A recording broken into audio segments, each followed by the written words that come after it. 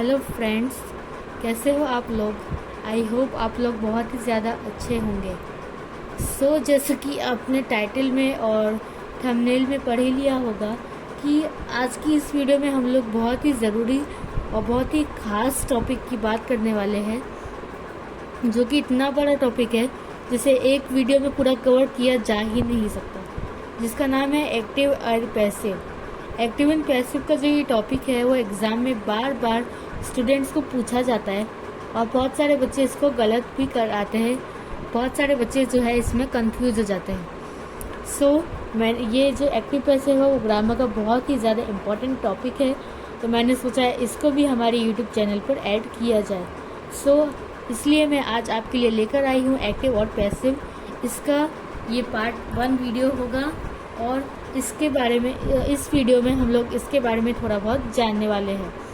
Video को start करने से पहले अगर आप हमारे चैनल पर नए हैं तो चैनल को सब्सक्राइब ज़रूर कर दीजिएगा और बेल आइकन को प्रेस करना मत भूलिएगा। तो चलिए अब हम बढ़ते हैं हमारे टॉपिक की तरफ, जो है एक्टिव और पैसिव का। सबसे पहली बात आती है कि एक्टिव और पैसिव होता क्या है। अब जैसे कि जो पहला सवाल उठता है, जैसे कि बहुत सारे बच्चे होते हैं ना कि जैसे कि नाउन की डेफिनेशन होती है, वर्ब की डेफिनेशन होती है, तो क्या एक्टिव और पैसिव की भी कोई डेफिनेशन होती है? तो नहीं, एक्टिव और पैसिव की बेसिकली सिंपली कोई भी डेफिनेशन नहीं होती है। और फिर जो दूसरा क्वेश्चन जो आता है सामने वो होता है कि क्या एक्टिव और पैसिव को अगर हमें समझना है तो क्या हमें उसके लिए टेंस आने चाहिए? तो हाँ, अगर आपको एक्टिव और पैसिव को समझना है तो आपको उसके टेंस को समझना ही पड़ेगा। अगर आपको टेंस नहीं आते तो आपको एक्टिव पैसिव नहीं आ सकता। तो चलिए अब हम जहाँ हम लिखा है वैसे शुरुआत करते हैं। तो सबसे पहले यहाँ पे लिखा हुआ है डेफिनेशन। तो डेफिनेशन तो यहाँ पे भाई कट ही कर दो, क्योंकि एक्टिव और पैसिव की कोई भी डेफिनेशन नहीं होती। यहाँ पे लिखा है आंसर में, no there is no definition for active और पैसिव सेंटेंसेस।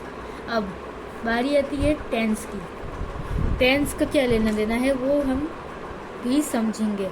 सबसे पहले जो टेंस होते हैं उनके यहाँ पे मैंने टाइप्स बताए, ये प्रेजेंट, पास्ट और फ्यूचर।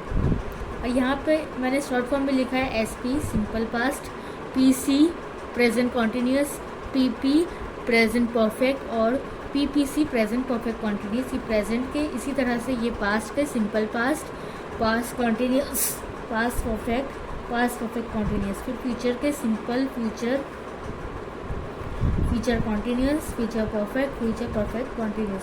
तो ये तो कि हमने टेंसेस की बात, जो क्वेश्चन आया ये तो हमने टेंसेस की बात करी। अगर आप टेंसेस को और भी डिटेल में समझना चाहते हैं तो टेंसेस 12 टाइप्स के होते हैं। 12 वीडियोस हमारे चैनल पर अपलोडेड है, आप वहाँ से टेंसेस के बारे में अच्छी तरह से सीख सकते हैं। इसका लिंक हम नीचे डिस्क्रिप्शन बॉक्स में दे देंगे। तो सवाल आता है कि क्या टेंस सीखना ज़रूरी है अगर हमें एक्टिव और पैसिव को समझना है? तो आंसर आता है येस, वेरी वेरी इंपॉर्टेंट। अगर आपको एक्टिव और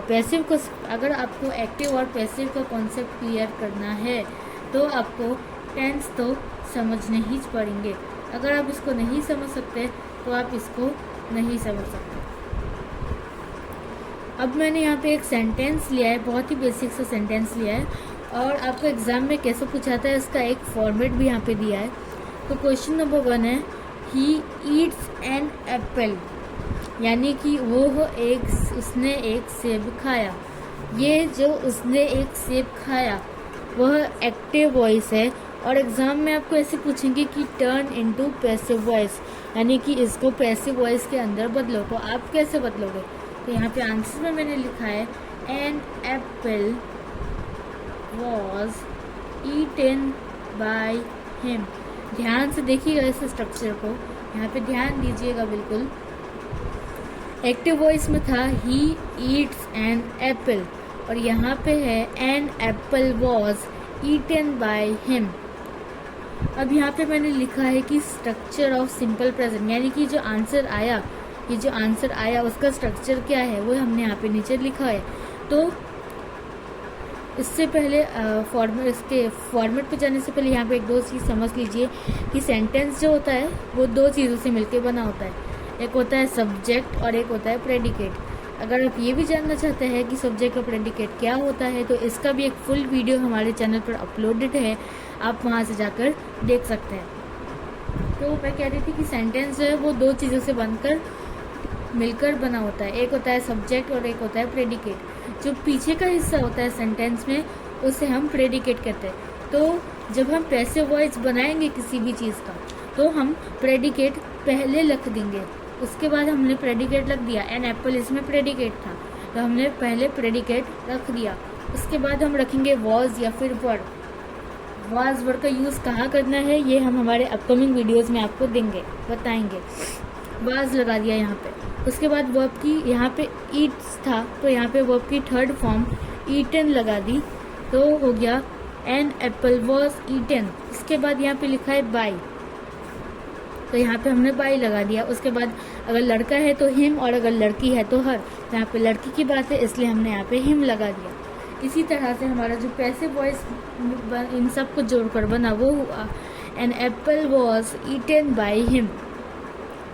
तो ये हुआ इसका पैसिव वॉइस। इसे अगर हम हिंदी में ट्रांसलेट करेंगे तो ये बनेगा एक सेब उसके द्वारा खाया गया था। यह होता है पैसिव वॉइस का स्ट्रक्चर सिर्फ और सिर्फ सिंपल प्रेजेंट के लिए या फिर प्रेजेंट इंडेफिनिट भी जिसे आप कहते हैं। एक और एग्जांपल यहाँ पे मैंने लिया है,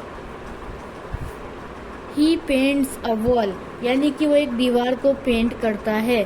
तो इसका हमने पहला जो पैसिव वॉइस बनाया वो ये निकला कि अ वॉल जो प्रेडिकेट था वो पहले आया, उसके बाद वॉज आया, फिर पेंट की थर्ड फॉर्म पेंटेड आई, फिर नेक्स्ट में बाय आया और उसके बाद हिम आया। तो इसी तरह से ये हमारा जो पैसिव वॉइस है वो पूरा जो सेंटेंस है वो बन गया। आज की इस वीडियो में हमने बस इतना ही देखा कि सिंपल प्रेजेंट का जो स्ट्रक्चर है वो क्या होता है।